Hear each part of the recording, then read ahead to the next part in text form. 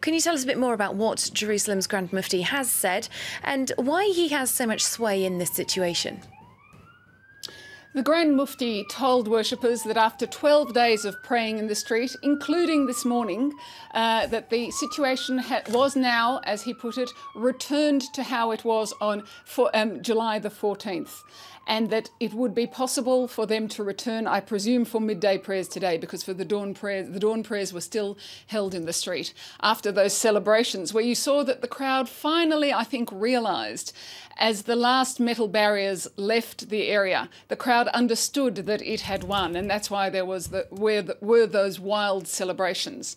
The reason that the Grand Mufti has this power in this is because mosque officials and the street, this has been a revolution, a riot, a demonstration, a peaceful demonstration of the street and of the Mufti. It has not been led by Palestinian leaders. It hasn't been led by Jordan. There has been support from a Muslim Brotherhood nations around the world, but it has basically come from the street up.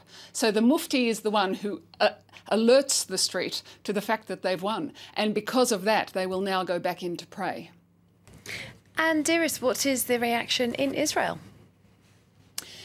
In Israel, the reaction is split. The right wing feels that the images of these cheering Palestinians and the removal of the metal detectors Wednesday and then overnight, Tuesday and then overnight the metal barriers is a sign of capitulation.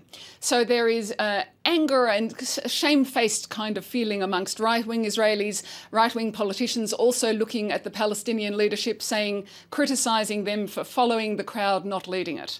On the left and the centre of Israeli politics, there's a feeling that this whole thing was unnecessary and indeed avoidable. They say that the Israeli cabinet, a very hard right-wing government, spent days after the decision was made, cabinet sitting for hours to try to decide what to do about the metal detectors, but the decision to put them there was taken in a half-hour phone call with not much attention paid.